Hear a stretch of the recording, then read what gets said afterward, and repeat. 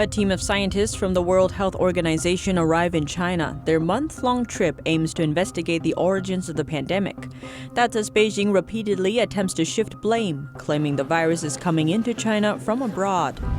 Citizens from China's Hebei province face a new kind of discrimination. It seems to be driven by fear of the virus, amid the country's surging infection rates. Vegetable prices skyrocket in some regions, while others suffer from drought and water shortages. Questions rise about President-elect Joe Biden's China policy. Some speculate he'll seek to replace a number of Trump-era rules. And the U.S. blacklists a Chinese oil giant. The Commerce Department says it's bullying other countries in the South China Sea. Welcome to China in Focus. I'm Tiffany Meyer. A team from the World Health Organization arrives in China. Its goal is to investigate the origins of the pandemic. But at the same time, Beijing is blaming a new domestic virus surge on imported ice cream. NTD's Don Ma has the details. Authorities in China are again shifting blame for the country's escalating virus situation. This time, they say imported ice cream are responsible. Authorities from China's Hebei province say the virus has been found on certain frozen desserts. They say they're imports from Ukraine and New Zealand. Chinese media outlets report that some 2,700 boxes of the supposedly contaminated product have been sold, and more than half have been distributed to other provinces. Authorities are even testing people who have come into contact with the frozen dessert.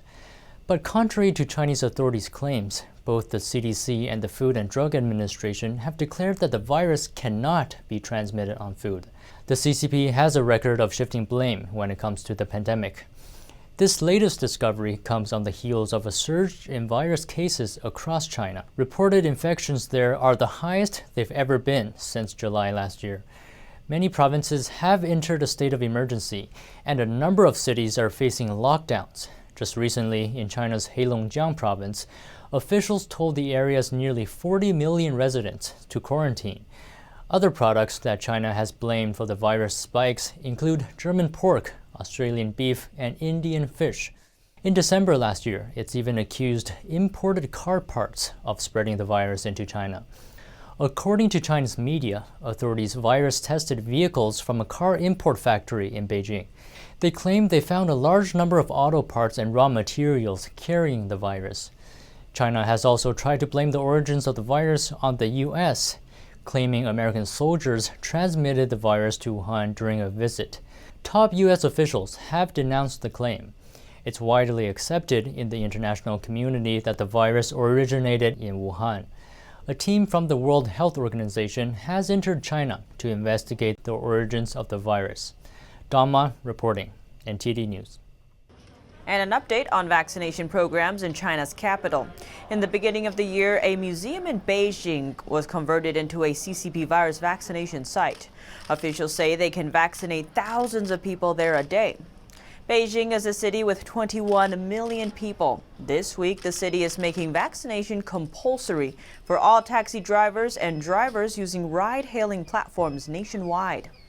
About 4.5 million doses of CCP virus vaccines have been given in the first 9 days of January. Last year, about 1.5 million doses were given from July to November, based on official data. People's doubt over the efficiency and safety of Chinese vaccines has never stopped. This despite Chinese authorities' claim that they are highly effective and safe. As a part of the prevention measures, more and more cities and provinces in China are blocking their roads to outsiders. Vehicles from outside aren't allowed to enter China's capital. Even when Beijing citizens drive out of Beijing, they are prohibited from coming back. And Tianjin, a major neighboring city of Beijing, is doing the same. The northern province of Heilongjiang also declared emergency status. 38 million citizens were made to quarantine at home. Some Chinese cities have higher infection rates than others. Now truck drivers and other citizens from these areas are starting to suffer discrimination. NTD's Becky Zhou has the story. A new kind of discrimination is popping up in regions across China. It's targeting truck drivers coming from the country's Hebei province or those with Hebei license plates. The fear stems from certain areas in China being labeled as having higher or lower risks of virus infection. Mr. Qi and his father say they've experienced it firsthand when they transported goods from Hebei to Liaoning province earlier this month. Staff at local gas station in Liaoning asked the father and son to leave immediately, even though they both have a clean bill of health and can prove their negative test results. Qi's hometown is also not considered a high-risk area. Worries over getting sick have progressed so much that there's even stigma between people from the same province. Qi described being unable to find a place to stay in Tangshan, a city also inside Hebei province. That's despite wearing masks constantly and negative virus test results. We found a small motel at 11:30 p.m., but the staff there didn't allow us to stay overnight because my ID card shows I am from Hebei. We had no choice but to sleep in the truck, enduring the freezing cold of minus 17 or 18 degrees. Local supermarkets are off limits too, meaning he couldn't even buy food or a portable heater. The regime says around 100 regions across China pose medium risk of infection as of Friday. Hebei accounts for half of them. One district in the province even has the current highest infection risk in the country. Reporting by Becky Zhou, NTD News. A residential high-rise in China's Dalian city went up in flames on Thursday. The building boasts over 20 floors. The city's fire department explained the flame came from an air conditioner on the building's outer wall. Chinese media said, citing a witness, the fire spread through the building's exterior wall insulation. According to authorities, no one was killed or injured in the incident, but we can't independently verify that information.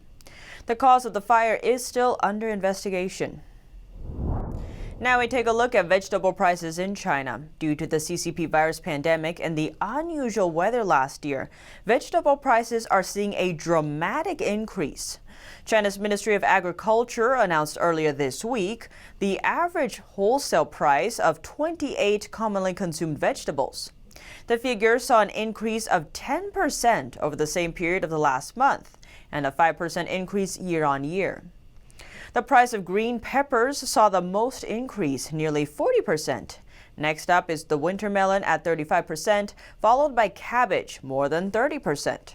A vegetable shop owner from Taiyuan City in North China's Shanxi province told local media many factors contributed to the price increase. The pandemic led to insufficient vegetable supplies in the first quarter of 2020. The hail in the second quarter and heavy rains and flood in the third quarter all had a negative impact on vegetable production. In the fourth quarter, the production and transportation costs rose as they do every winter. Industry insiders believe vegetable prices will continue to rise for the time to come. This is due to the extreme cold winter this year and the lockdown measures put in place to combat the pandemic. Droughts in some parts of China are wreaking havoc and causing water shortages. That's according to local Chinese media outlets. A village along the outskirts of Yueqing City in the eastern province of Zhejiang reports its water supply has become unreliable. Locals say water can be intermittent or even stop completely at times. On some occasions, they're even reported yellowed or dirty tap water. Locals explain they now transport water from lakes outside the village daily. In one area, villagers are only able to get water by exchanging water tickets, issued by authorities and used for water rationing. But while poorer residents suffer, hotels and restaurants in Yueqing City appear unaffected by water restrictions. According to Yueqing Water Supply Group, the city's standard water reserves only contains enough for normal daily use until mid-January. That's more than a month away from the region's rainy season, predicted to begin in March. Residents in one district, part of China's southeastern Shenzhen city, say there the water supply has been intermittent for most of the past 6 months, adding that it almost completely stopped flowing in the past week. They say only a small amount of tap water was available for just 1 to 2 hours a day. Local authorities said the water shortage is related to a sewer renovation project, something expected to be completed before the Lunar New Year holiday in mid-February. Newspaper Wenzhou Daily reported that due to dry weather, water pressure has been reduced in one country inside Zhejiang province, meaning that when locals turn on the tap, less water will flow. Australian coal ships haven't been allowed to unload at Chinese ports for months. It follows China's decision to ban coal imports from the country, a move widely considered as retaliation. This after Australian officials demanded an international investigation into the origins of the virus. But amid the sanctions, Chinese importers and residents are now paying the price.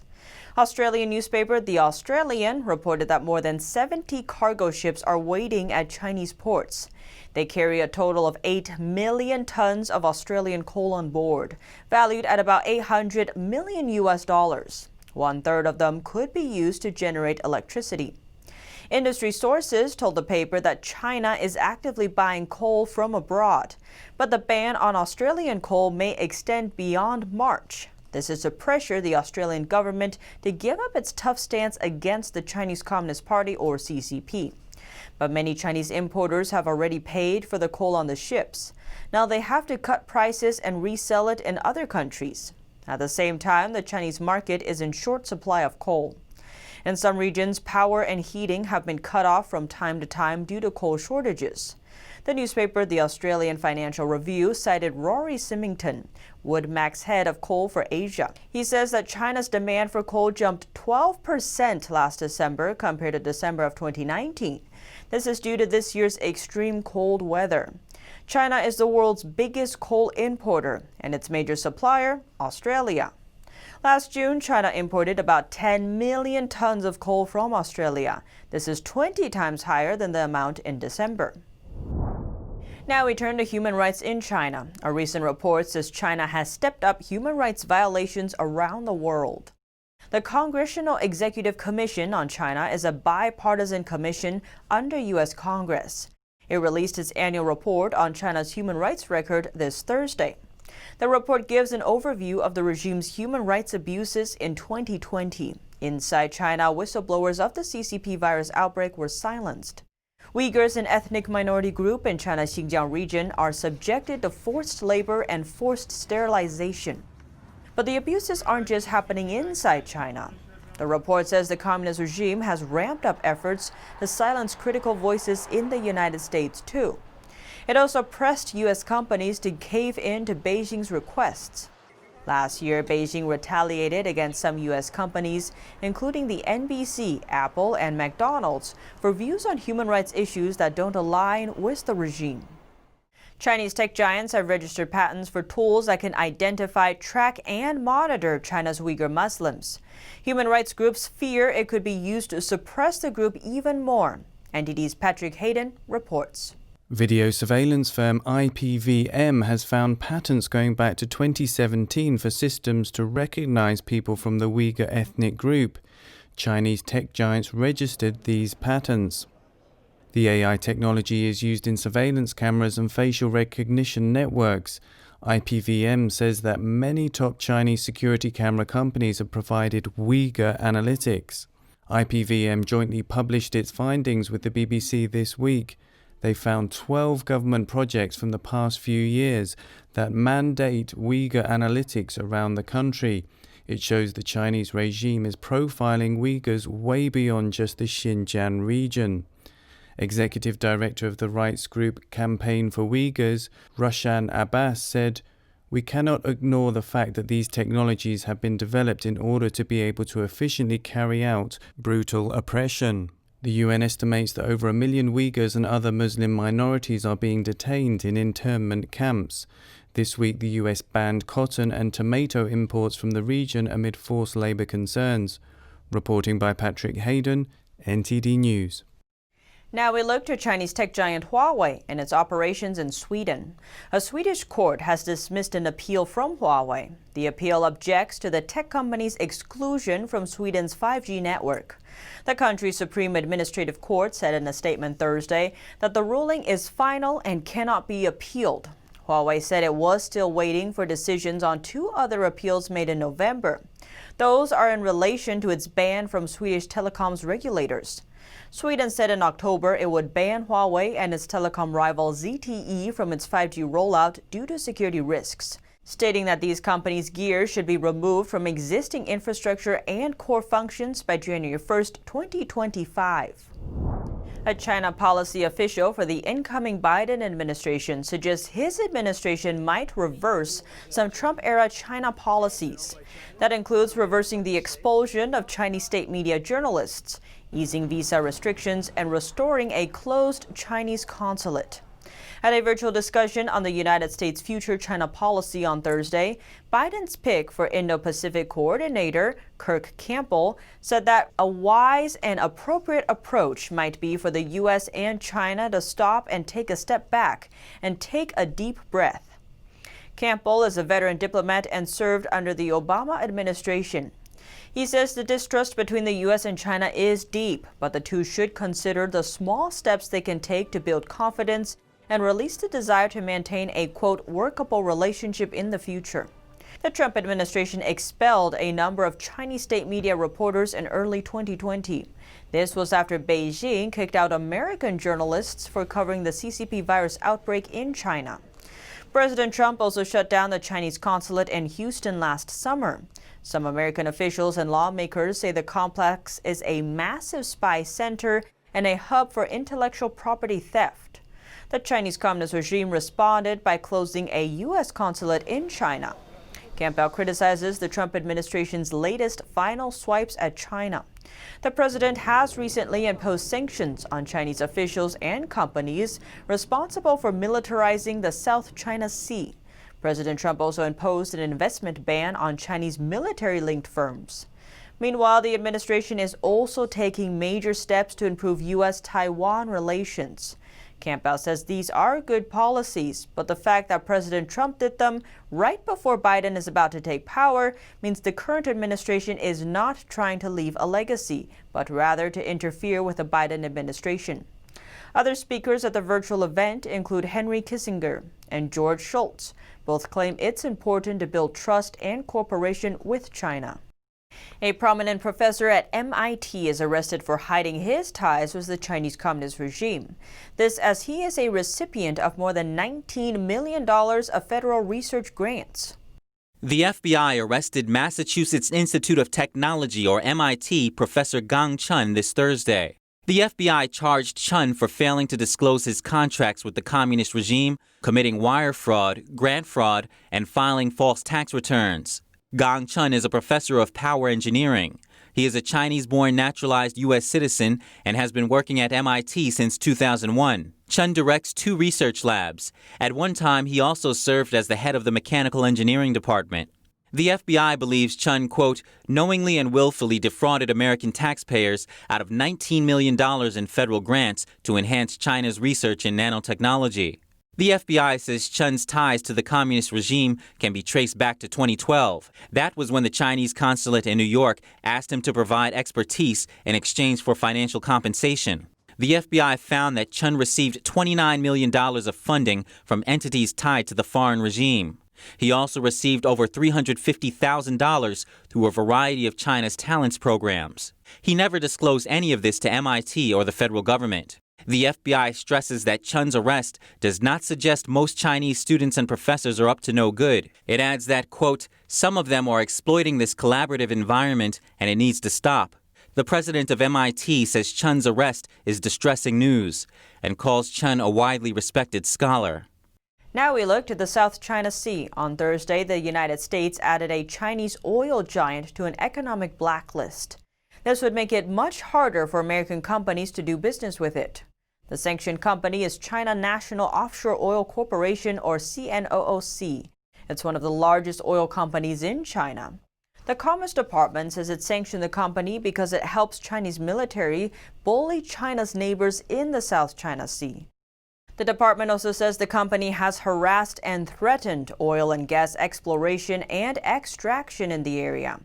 The South China Sea is home to one of the world's major shipping routes. It also has over $2 trillion worth of oil and gas resources. The Chinese Communist regime claims almost all of the South China Sea, but neighboring countries like Vietnam and Malaysia also have competing claims.